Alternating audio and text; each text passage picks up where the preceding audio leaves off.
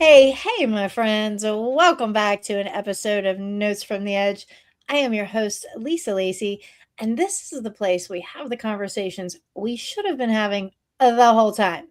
Guess what? You ain't talking about it. So we're gonna today with our guest, Jon Symes, and he is a speaker, leadership consultant, founder of Whole and Free, and creator of narrative leadership frameworks. For more than 20 years, he has helped leaders, executives, and people in transition, such important times for us because I think we're all in transition right now, uncover the invisible stories driving our decisions, relationships, and identities. And we love that word in here. His newest book, The Stories That Are Killing Us, challenges the idea that we are broken. Instead, he suggests that we have simply made survival performance our identity. So, this conversation is not just about trauma, it's about leadership, success, masculinity, relationships, identity, and what happens when the story underneath our lives, the surface, quietly begins running everything without us making conscious choices. Jon, welcome to Notes from the Edge. How are you today, my friend? Lisa, I am so excited to be here. I love the scope of the show already, and happy to let's dive in and find Well, out let's dive some of in. this It's Notes news. from the Edge, so we jump right in. Your message, when I saw it, I was like, that is the heartbeat of the show, which was so cool. But when you ask people, when you're working with people and you ask them, hey, look at the story underneath your life, why are we so scared to go there? Why do you think? What have you uncovered there? Well, there are two responses to start with. Some people don't even realize that they're running a story in their life. Yes. That's just how it is, and that's how it is a story. Is it tells us that a story has become embedded in the unconscious, and we don't see it as a Mm, story. We just think that's reality. yeah. So for some people, the idea that they might be living out a story is itself news. For the people that recognize that and then want to look underneath and see, well, what is the story? The fear comes up that without the story, I don't know who I am. Exactly.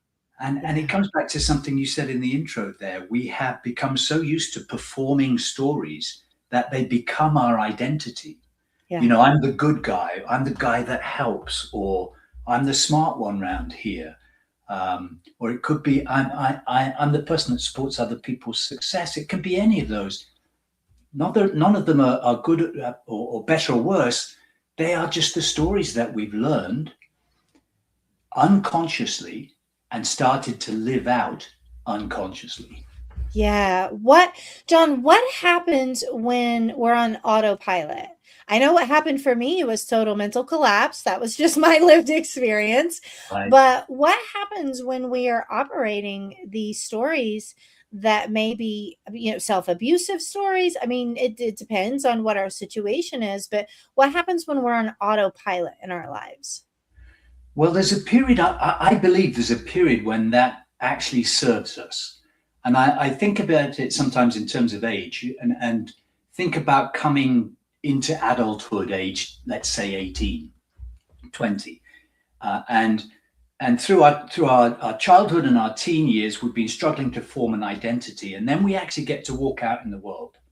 And we get to walk out in the world with the stories that we think will serve us. Mm-hmm. Typically that's a collection of stories that we have had some hand in the design of. So this is the career I want to choose. This is how I want to be seen. But there's also in there this huge mix of the unconscious stories that we can't even see. And so we get then in those first adult years to walk inside the stories that are that combination. And it takes some time, usually, for us to see the efficacy or the utility of those stories. And it might be that we pretty quickly realize that they can serve us. And if I keep doing what I'm doing, I'm going to keep being met with success. However we define success, might be climbing a career ladder, it might be enlarging a family. Who knows? So sometimes we get the feedback that says, do more of it. And then there will come a point, and I'm pretty sure in everybody's life there is a point when the stories stop working. Mm-hmm. I've come to see, Lisa, that that's what we have often described as midlife. And so we have this idea of midlife crisis, and I'm from the UK originally. Over there, the story would be that age 40, I'm going to go and buy a motorbike. Exactly. You hear so much And about I that. did. Yeah. I did. Did I did buy that motorbike.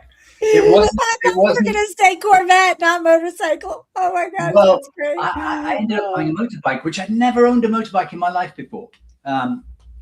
Now, the reason that people do strange things in midlife is because we've been living a while inside those stories, and they served us for a while. Yes. And then they didn't. Yes. And so that period in which they served us could be 2 years, it could be 40 years. We might hit midlife before we're 30, and we might still be having midlife reinterpretation when we're in our 70s. Oh, I like that midlife reinterpretation, because we do. And I think it's so important to ask ourselves the question, because it might be, for some people, it might still be serving them. Great, live that out. Wonderful. But for some of us, we get to the place of, oh, this is not me. I'm not digging any of this. What the hell am I going to do with it now? Yeah. And that, I think, is most often because to live in a story which isn't our authentic self, we have to give up a part of ourselves. Oh, there's grief involved in that. There's grief, there's loss, there's regret, some anger splashed in a little bit. Yes, it can come out in all sorts of different ways. But and I've been exploring this. I've been exploring it in my own life. I'm exploring how I may be typical of men generally in our culture, and what are the stories that men inhabit. I'm fascinated by that for a couple of reasons. One is because a lot of men need help. Yes. And can't say it. There's shame and stigma around needing support and struggling. Yeah. That's part of the male story. I do it myself, Yeah. But also I'm looking at it, and we might come back to this as well. I'm looking at it because male behavior has such a large influence in the world. In a culture that's patriarchal in nature, it is the way men see the world, the way men choose to act in the world that has more influence. And so if we look at the stories that men are living inside of, then we get clues as to the stories that we're living in as a culture. So I've been exploring all of this and seeing how, the stories that I learned about being a man have cost me something. And can I give you an example? It's Notes from the Edge. It's your show. Go. Of course. We like examples and stories. I can remember as a boy, I must have been 9 or 10 years old. I remember one, and I remember all the detail of this so vividly. I was walking to church one day, and I suddenly heard the sound of new corduroy trousers rubbing between my legs. As you walk. Yes. And corduroy makes a noise when you have that. I have some on, actually. You wearing corduroy? I don't think they're orange.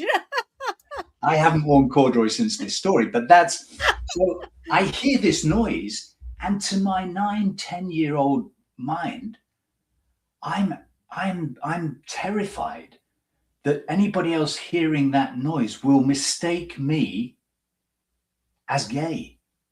Oh, wow. And I didn't realize how I responded to that fear until somebody told me, must have been nearly 20 years later. They asked me why I walked around bow-legged. Whoa. They said, why do you walk bow-legged? And I was mimicking a John Wayne walk. Because somehow you're probably giving yourself really bad back pain too. and nobody had ever told me, all of the stories that were there, that I wanted to be a man, that John Wayne was a man. I didn't want to be seen or confused with somebody that was homosexual. All of that was somehow imprinted in me as a 9 or 10-year-old. Nobody had ever said that to me straight, I don't think. And I'd made a decision that affected my body, the way I walk, the shape of my legs, out of the story. And Wait. I gotta ask. When you were made aware, guys, awareness is key. When you were made aware, did you change your walk? Did you change your gait after that, or did you just stay with the bow-legged thing? well, to the degree that you can be conscious of how you walk. It's amazing though. 20 years. Yeah. Unconsciously So made this adaptation. Yeah. So I'm performing masculine. Yeah. And one aspect, I'm sure I'm doing it. I'm doing it in lots of ways, not just how I walk, but I'm performing masculine here. What have I abandoned in myself? Mm-hmm. That's the question That's a great question. We're into better questions in here. Yeah.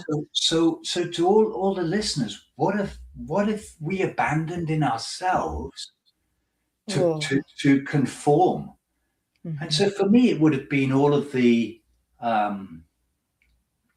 I think partly it was my creativity, my musicality, anything that could be perceived as effeminate. So liking touch or texture or appreciating comfort. Yeah. Of course, that goes by the wayside because I'm performing masculinity. Right? Yeah. And so I think that's the cost. One of the ways we think about the cost of stories is what have I had to abandon in myself? Yeah, that's a great question. And we talk a lot about asking ourselves better questions, and the price of the performance is a good one. What is the price of the performance? So, and I love this too, Jon, because I went into inpatient rehabilitation thinking I had a bad marriage and a slight drinking problem, and came out with a chart this thick with so many damn disorders and labels, and on the last page of my medical record it said prognosis for recovery poor to none due to lack of familial support. So I certainly thought at one point in time I'm broken, right? Mm-hmm. And you're a big fan of No, You're Not Broken. So what's buried beneath that? And how do we know? I love this because competence can become camouflage, because while I was cycling through institutions, I was still running a 6-figure business. So I was showing up in my corporate suit in business, but my personal life was holy terror, really. So what if we're not broken, then what are we? What's the other alternative for us to tell ourselves? Well, you see, you mentioned again in the intro that I have a brand which is whole and free. It's a brand that's devoted to supporting men in midlife, men who find themselves stuck. As we've talked about, the stories are no longer working.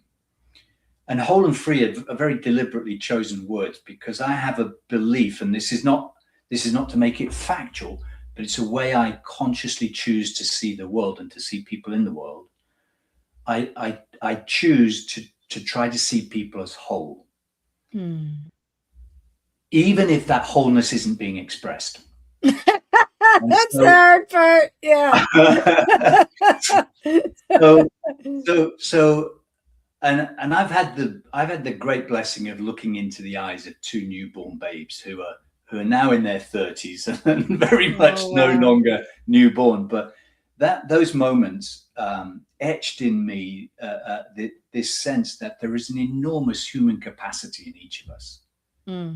That we arrive with the capacity to have a zest for life, with a curiosity to absorb life and try to understand it and consume it, and then the capacity to love and be loved, the capacity to do hard things and to persevere until they're done, the capacity that we see around us to be creative and to be compassionate, and there are many more. I mean, we could have a long list of the human capacities, and I believe, Lisa, I believe they're all inside us as Yes. latent capacity. And unfortunately, what we've done is we have learned patterns that obscure our access to those capacities, so we don't get Mm. to express them. Mm. And I think the journey that we go through is the journey to recover those capacities. It's a journey of remembering who we are, and the language that I choose to use, the window that I choose to look through in that work is story, narrative. What are the Yeah. stories that we're running, which are keeping me from my true self? Yeah.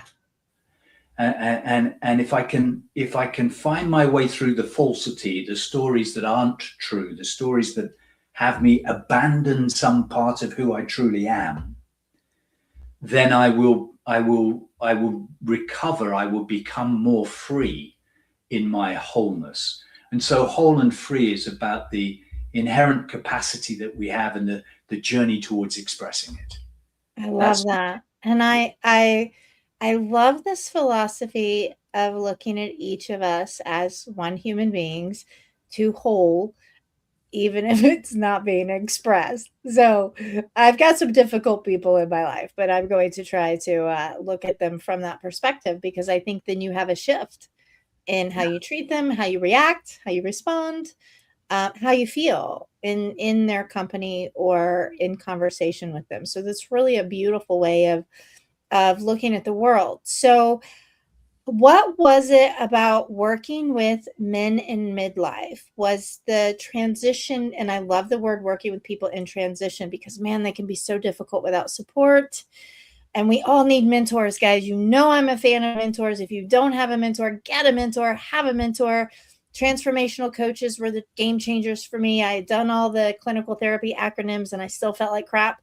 Many hours of sessions and thousands and hundreds of thousands of dollars spent trying to fix my brain that I thought was broken. And it was transformational coaches that helped me realize how much power I have, that I'm not powerless, and that we just need to harness that power. So for me, the story was, you are powerless, mm, right? You're so stupid. You're such an F up. You're never going to have healthy relationships. Those were the things that were on repeat in my head. And it's so fascinating to do this work, because once you identify those and you work with a new story, you eventually develop a new default where they just never even come up anymore. It's so cool. It's just it's trippy, cool, magical. I don't even know how to explain it. It's phenomenal work pretty cool. when Magical is a good way of describing it, yeah, actually. it's trippy, cool, magical, right? It's just like, wow, okay, you have a new default. These things Mm, do not come up for you any longer. And observation is not neutral. That's quantum physics, quantum mechanics. The minute we start observing these things in ourselves, they're already starting to change for us. yeah. So what is one of the what are a couple of the biggest stories that men in midlife tell themselves that you discover in your work with them? Oh gosh. Right in the middle of it are a couple of things. One is the sense that we have to be strong men, that, Mhm. that we have to embody some kind of strength, which it doesn't mean a physical strength, although many people can, want that as well. We see that in the culture, how many, the bicep culture is very big nowadays. But the broader sense of our strength is really in the center of the cluster of stories that almost every man is operating from. And That's a lot of pressure. it's an enormous amount of pressure. It's an Yeah. enormous amount of pressure to be able to finish the job you started, to be able to do so without asking for help, to be able to survive all the difficulties of doing it. Yeah, it's a huge amount of pressure.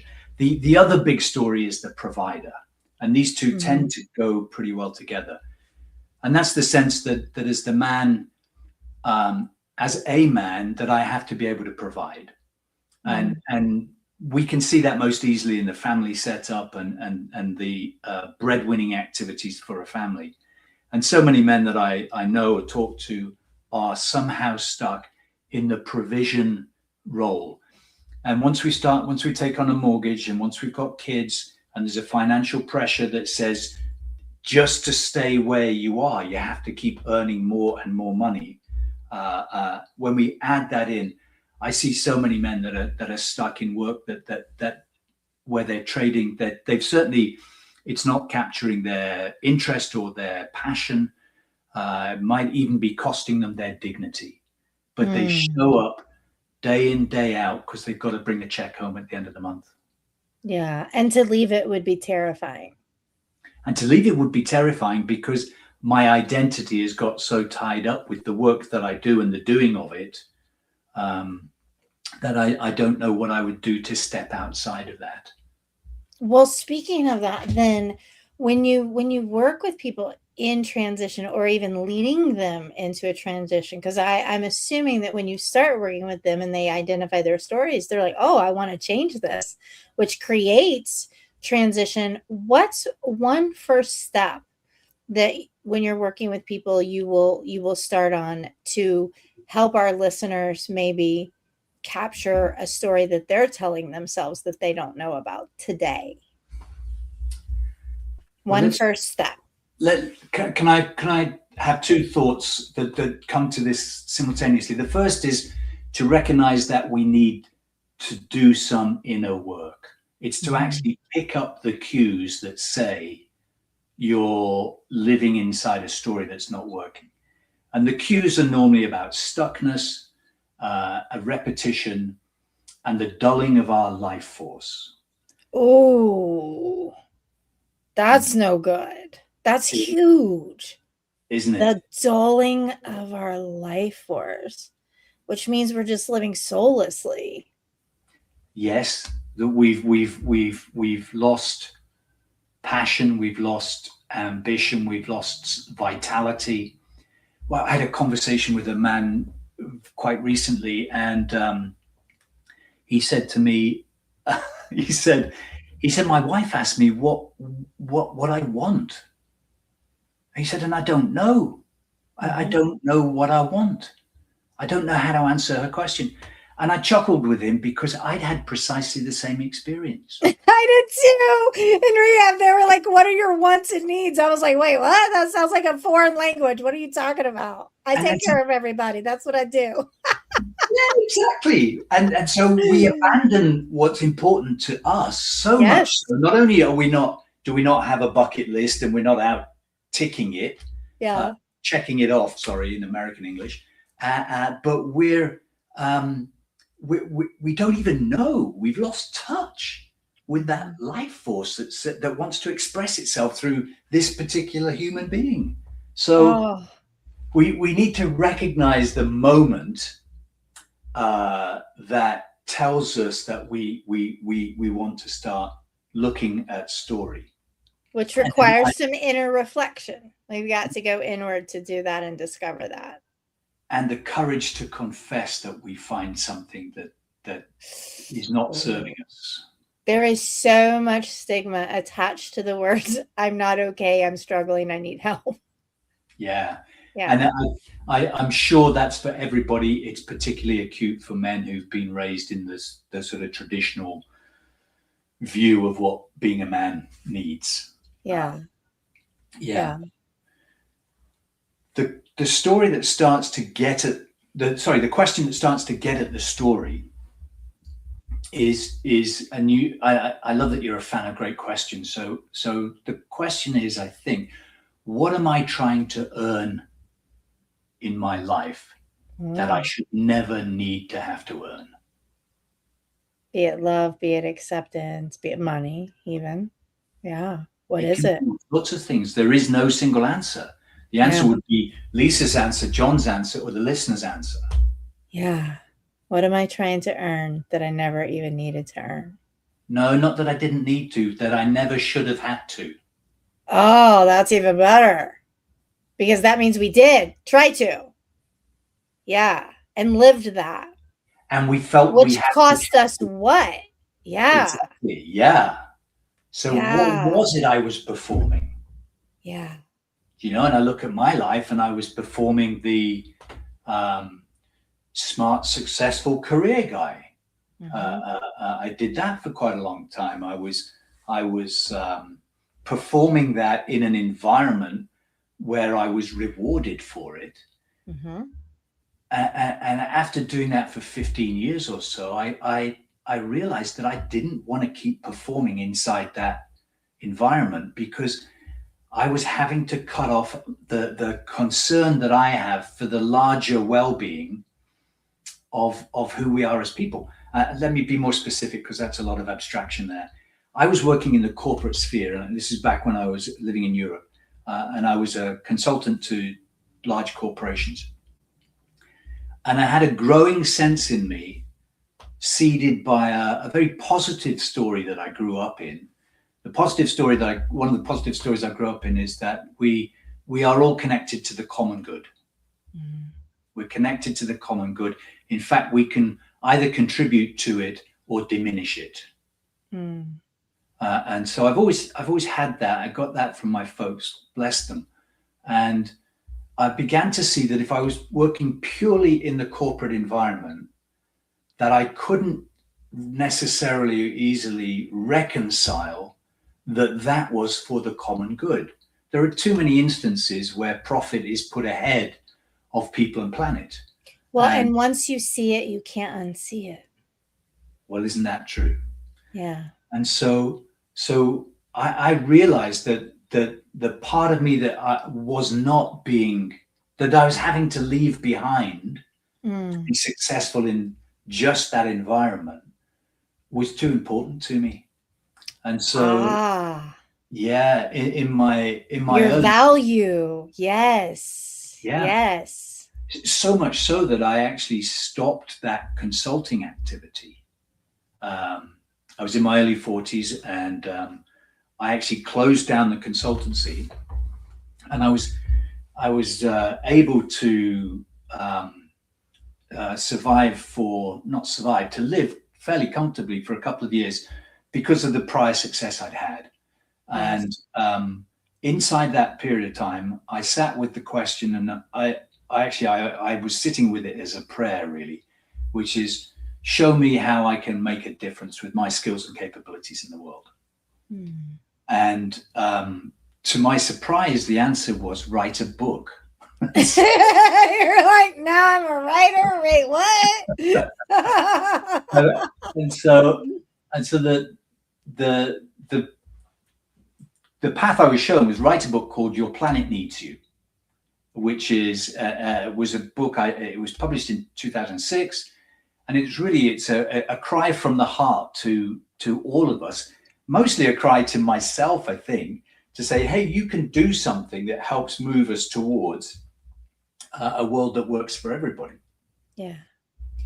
And so I wrote that book, um, really to reclaim part of myself that had a sense of and a desire to contribute to the common good. And I wrote that book, and pretty quickly it was seen by and came to the attention of a non-profit called the Pachamama Alliance, who operate close to where I live now in San Francisco. And long story short, I got a phone call one day from another John, um, and he phoned me up, and in his Californian drawl, he said, John, he said, I got a question for you. I said, yeah. He said, what are you doing with the rest of your life? That's a big question to start out with. That question led to me joining the team here in San Francisco and working there for nearly 10 years Oh, how exciting. in the work that they did, which had this fabulously bold, ambitious, almost audacious goal, which was bringing about a human presence on Earth that is environmentally sustainable, spiritually fulfilling, and socially just. Oh, Mm. what if and if only. Yeah. And so that's that to me is the way that was phrased was one of the most powerful ways I've seen English words linked together in my life. Yeah, And we worked for a long time around the world. I got to lead that program, very cool. traveled around the world, finding that there are people in every corner of the world that actually resonate with that desire. And actually, I'm going to restate that if I can, Lisa. I think what I discovered, I know what I discovered is there's a part in every one of us that resonates with that description of the future. I believe that. It's Yeah. there in every human heart, I believe. But in the same way, often obscured by the stories we've also picked up. But I discovered that it's there in every human heart, and that there are an enormous number of people around the world who are actually prepared to do something about it as well, and take on some activity, some project in their own lives that brings other people into the conversation, that says, hey, we need to shape the future consciously, because if we take our hands off and carry on autopilot, it's heading in a pretty disturbing direction. Yeah, collapse is inevitable. At least for me it was, right? And we want to catch people before they hit the wall or before the collapse. So, narrative liberation. Let's talk about that because I love that wording. First of all, liberation is just such a fun word. It's so beyond freedom, right? And narrative is, I'm assuming, chosen very consciously and with great purpose. So, talk to me about that. Well, it's really interesting. The When I arrived in that organization, the Pachamama Alliance, I had a real sense that we were working at a point of really high leverage. Mm-hmm. There's a real leverage if you can get people to start to think about themselves as citizens capable of shaping the future. You've got a very powerful point of leverage. So I've always had an eye for where's the leverage. Go back to the prayer that I told you about. Where can I use my skills and experience for the greatest advantage? What's the point of leverage that I can work with? And then in my own life experience, and in the difficulties and the disappointments of my life, as much as in any of the success I've had, Those are some of our greatest teachers. aren't they? And I came to see what a powerful window narrative is to look into how we act in the world. And so I've been able to see narrative is actually the most powerful lens. It was a lens I was using even before I knew I was using it. Yeah. And now it's a lens I very deliberately adopt. And it offers a simple language and a way to get into the motivation of, the psychology of, the decisions of our behavior. Yeah. And so narratives is this really powerful window. Narrative isn't good or bad. Narrative is the way we make meaning of events in the world. Some of it's entirely positive, some of it's very limiting, and in the worst cases, some of it is killing us. So the title of my book is The Stories That Are Killing Us, because I want to draw attention to the fact that some of these stories literally will foreshorten my life because I'm living under male patterns of behavior, and will foreshorten all of our lives if the stories we live in as a culture allow us to continue to poison the oceans, poison the air, and deplete the ground beneath our feet. Yeah, tear it all up. So, how is it? And I love the fact you just segued because I was going to segue into the stories that are killing us, and you got there first. So we'll roll with that. How is it killing us? How are these stories killing us? Literally affecting our physical health, because it will eventually. Well, the situation that I know for men is that this series of stories that we have, we talked about a couple of them specifically before, that the listeners will appreciate this dynamic where men are not encouraged to, often encouraged not to express their emotions. Mm-hmm. And so there's a tremendous amount of walled up, pent up emotion in here. And very few routes through which I can safely express that. There Yeah. are routes, and we can come to that if we want to talk about that, because that's really important. But most men are living in this sort of bottled up sense, this containment. That's a lot to hold. And what that does is it raises the incidence of heart rate, the likelihood of stroke. It leads us towards addictive behaviors and suicidal ideation, and actually suicidal execution, at rates far higher than in women in the same population. Mm. The net effect is that men will die 6 years earlier than women born in the same circumstances. And so you can argue that literally the act of performing masculinity is shortening our lives. That's powerful. So roots. I love roots. You used to think I didn't have any roots, right? Talk to us about roots. What roots? Give me a bit more context about what particularly. Well, you said the stories that are killing us, and you said roots. You started talking about roots. Are you talking about getting to the root of the story and kind of pulling that up, or you said we'd circle back to roots, and I didn't want to gloss over that. Okay, I'm not quite. I haven't picked up the reference that I made in quite the same way. I'm not to. Oh, roots. Sorry, I'm with you now. I was if not, I can talk about roots. Yeah. So the roots that we have to expressing ourselves. What are the avenues in which I can express myself? That's what I was talking about. The roots of the stories are different again, and so we can talk about either. I'm happy, but I particularly wanted roots of expressing ourselves, because if there's any listeners out there, male or female, they're like, oh my gosh, I have this armor up, I have this wall up, I'm holding all of this. How can they begin to express all of this if there's that much? What's a baby step that somebody could take today? Baby step. I think one of the most powerful, simple steps we can take is to name a story that we're living in as a story. Because the moment we name it as a story, it can never have the same power over us again. When a story's thoroughly embedded in our psyche, we think that's just how the world is. Yeah. When we see it as a story that we've been conditioned into, or that we picked up from mum or dad or Uncle George, I don't know. Or corduroy pants. Picked up from John Wayne. Yeah. When we see it's a story, it can't have the same power over us. So yeah.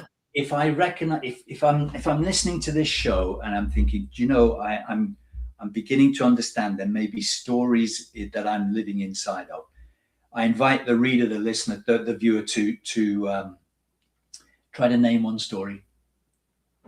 And a clue would be, what's the story you were playing out in the household where you grew up? That's a great place to start, because man, those patterns will follow us for decades. Won't they? You know, you might have been playing the good girl who needed to look after everybody else. I was playing the smart one in the family. And then my brother was playing the victim, and one of my sisters was playing the rebel. So if you go back to the household that you grew up in, you can probably find clues to one of the stories that you're still playing out in some way or another. Oh, and I love that, because it's an easy place to start. Beautiful, beautiful. Well, Jon, I am so excited about getting your book into the hands of our listeners. Where can they go to find not only you, if they have questions or want to work with you, but your book? The place to go is my website, jonsymes.com. And I know we'll make sure that's in the show notes for folks. Oh yeah, it's going to be in the show notes. Clickable link, guys. You don't have to write it down. I just always ask you to go ahead and say it to let people know where to find it. All right, Jon, listen, we close out with 2 questions from every one of our guests. And we've been kind of talking about it the whole time, but I'm just going to ask you directly. And sometimes the answer is different from day to day. You ready for it? I'm ready. Yeah. All right. In your own life, What did you perform just to survive? And what did dropping that role mask or performance do for your life? Hmm. One of the roles that I've performed in my life, the one that was maybe most insidious and was quietly damaging in a way that I didn't get it, was playing the good guy. Mm. And I would say to everybody that's listening in, we live in a time where the culture war has thrown a great deal of confusion around what it means to be a man, what it means to be a woman. Mm. And so we've got a whole generation of women who are now achieving more than men of the same age. They're taking more of the responsibility in the workforce. They're educated better, and women are really claiming their voice. Men are trying to reorient around that. And in my life, to try and reorient, because I could see that the old model of easy male dominance was no longer relevant, and I didn't actually even think that I wanted it. Living with a very strong woman who was claiming her own voice, and so trying to find that accommodation, I settled into a role that I now call the good guy, which I thought was me being understanding, um, com- um, generous with my attention and support, um, helpful, uh, certainly trying not to be controlling in any way. And what I found was that in playing out that role, I'd abandoned a great deal of myself, and robbed my partner of the sense that here is a man who stands on something firm that she can relate to. If Mm. you're forever performing as a man, if you're forever performing the role of helping the other, it's actually a very weak position and it's not satisfying to either party. So I love that. It's not satisfying to either party to be inauthentic and carry the mask around. It's just not, because we're not being real. And so therefore there's not that balance when we need it to be there. yeah, Yeah, yeah. absolutely. All right, last question. You ready for it? Go on. All right. What do you feel, just your personal opinion, that we need to be having more conversations about? What are we not talking about that we should be? Gosh, well, I'm tempted to pause and think about that, because if we can find the right answer to that question, we'll really unlock something. I I have a sense that we are not sufficiently capable of talking about what our future looks like, Ooh. our collective future. Yeah, because it's So terrifying yeah, to think about. and, Yeah. and so the conversation is really, it's no longer about what's the story that we're living into as human beings. It's become this strange and very insufficient argument about positions that we're adopting on things like, is the climate overheating or not? In Florida, you can talk about the seawater rising, but you can't name that the climate is changing. Yeah. Um, the this sort of very perverse situation that we got into, where we're politicizing the way we think about the future, when it should be our greatest concern for all of us. It You know, should. I have children, I have nieces and nephews, people who are, whether you have your own direct descendants or not, the survival of the human species requires that we think carefully about our future. Yeah. And Currently, this don't do that. beautiful, beautiful earth here we have with the beautiful Mm. trees and the beautiful soil and all The of miracle it. of it, the Yeah. miracle of it. I Yeah. mean, it is. It It's so is. fascinating. And when you get down into just creation itself, it's just how we're designed and how nature is designed. And I mean, it's just endless. I mean, the rabbit holes there are endless. So, John, we're probably going to have you back for another show, because I think the rabbit holes with you are endless. But we're at 44. So we're going to have to wrap it up, my friends. Listen, I'm going to close out as always and ask you the same question. What are you performing in order to survive? And what might setting that role mask or performance do to lighten your load? I'm your host, Lisa Lacy, here with my guest, Jon Symes.